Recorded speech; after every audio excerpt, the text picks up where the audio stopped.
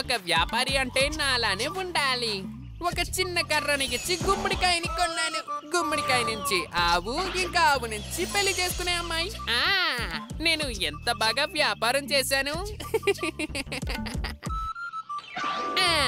ఇకపై ఇదే నీకిల్లు. మనుషులు రకరకాల భోజనాలు చేసుకుని తింటారని నేను విన్నాను. ఈ రోజు నువ్వు నా కోసం లడ్డు చేసిస్తావా? ఖచ్చితంగా. సరే, లడ్డు చేయడానికి వస్తువులు ఎక్కడా? కొబ్బరి, నెయ్యి, బెల్లం ఇవన్నీ ఎక్కడా?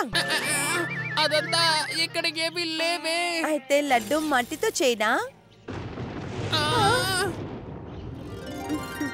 అయ్యో, వర్షం పడిపోతుందిలా ఉంది. వర్షం నుంచి నన్ను ఎలా నేను కాపాడుకోను? నువ్వు కూడా ఇంత లోపల వచ్చి దాక్కో. అందులోనా? నేనెలాగా? ఇందులో నేను కాదు, నా కాలు కూడా లోపలికి రాదు. అలాంటే సరే, చెట్టు మీదకెక్కు. సరిపోయింది. నువ్వు మాత్రం అందులో ప్రశాంతంగా ఉంటావు, నేనేమో చెట్టెక్కి తడిచిపోవాలా చెప్పు? తర్వాత నాకు ఆరోగ్యం పాడైపోతే?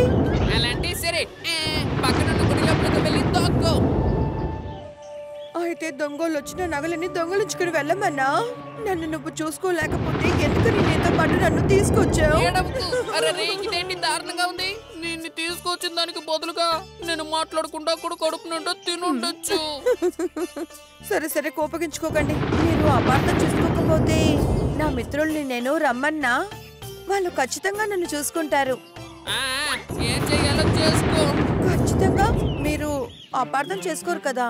ఖచ్చితంగా నేను కోపగించుకోను. అదంతా కుదరదు, ముందు మాట ఇవ్వండి.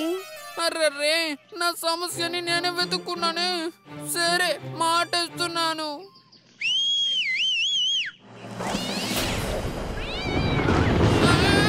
ఇవేంటి? ఇవంతా ఎక్కడి నుంచి వచ్చాయి? వీళ్ళే నా మిత్రులు రామ్ ఇంకా శ్యామ్. మిత్రులారా, నన్ను మీరే చూసుకోవాలి.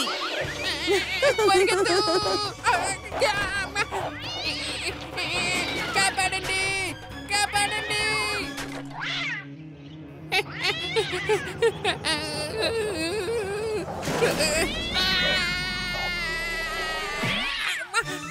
నేను తప్పు చేశాను, దయచేసి తిరిగి వెళ్ళిపో.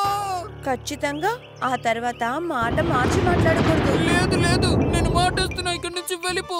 నీతో పాటు నీ మిత్రుల్ని కూడా తీసుకెళ్ళిపో. ముషికాని తన రంధ్రంలో వదిలేసి పెళ్లి కూతురు మళ్ళీ తన ఇంటికి వెళ్ళిపోయింది.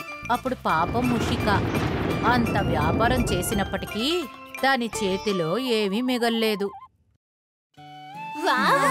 ఆ పెళ్లి కూతురు ముషికాకి మంచి పాట నేర్పించింది.